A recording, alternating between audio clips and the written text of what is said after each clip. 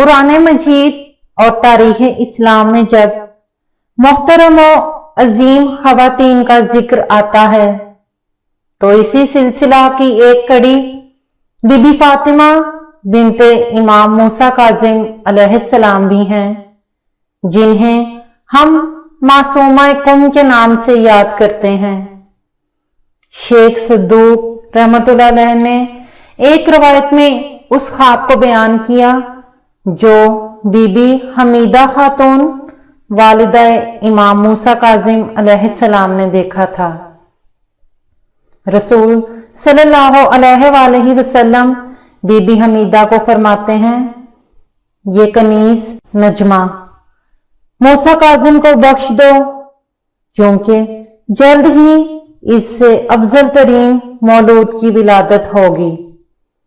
لہذا be be حمیدہ خاتون نے اس حکم کو بجا لاتے ہوئے بی بی نجمہ خاتون کا نکاح امام موسیٰ کاظم علیہ السلام سے کر دیا۔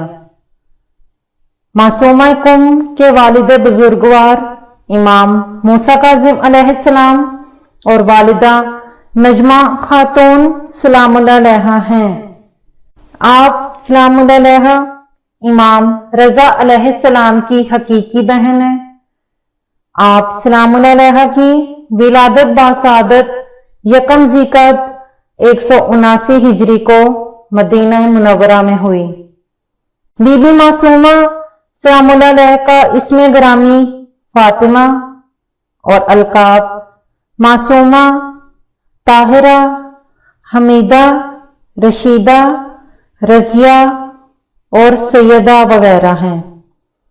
ایک خاص لقب کریمہ اہل بیت بھی ہے۔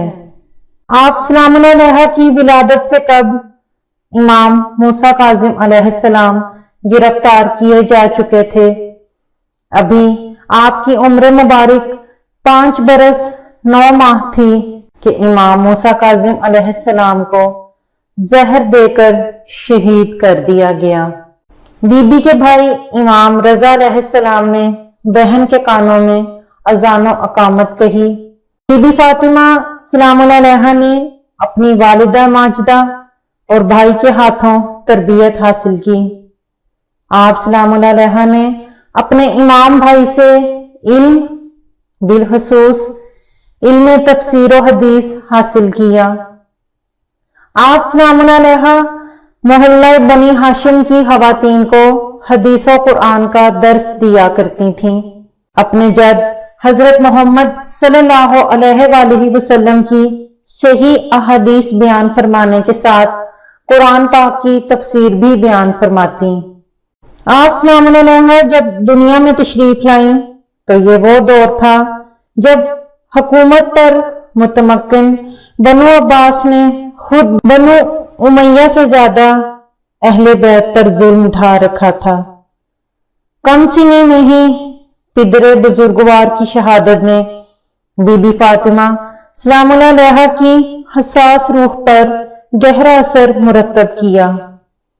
دودھ پینے اور بچپن کی عمر میں باپ قید میں ہو اور پھر شہید ہو جائے، اور بیٹی نے کبھی باپ کے چہرے کی زیارت بھی نہ کی ہو، مگر باپ کی محرومی کو رب تعالیٰ کا فیصلہ سمجھ کر سر تسلیم خم کیا اور اللہ کی بندگی و عبادت کو اپنی زندگی کا محور و مقصد بنایا۔ مدینہ کی خواتین کو تدریس کے ساتھ بنو عباس کے مظالم سے آگاہ کرتی اور خانوادہ رسالت پر خصوصاً اپنے والد گرامی کی شہادت کے سلسلہ میں بنو عباس اور ہارون رشید کے مظالم بیان فرماتی۔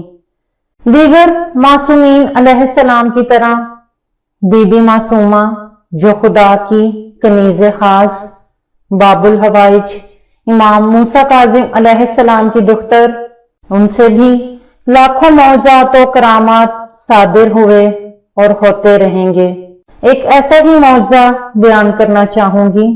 مرحوم مرجع تقلید آیت اللہ نجفی کے والد محترم حضرت بی بی فاطمہ الزہرا سلام اللہ علیہا کی قبر شریف کا مقام جاننے کا बेहद इश्तियाक रखते थे, लिहाजा उन्होंने मुजर्रिब खत्म मुंतखब करके 40 रातों तक जिक्र किया।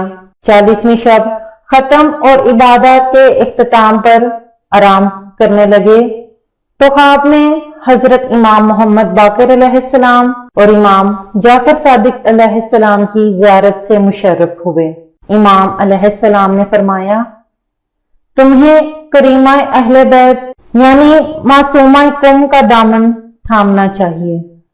हजरत मासूमा सलामुल्लाह अलैहा का शुमार इस्लाम की तारीख साज खवातीन में होता है। उमवियों अब्बासी हुक्मरानों की सरतोड़ कोशिशों के बावजूद फजाइल अहले बैत दुनिया से मख्फी ना रह सके।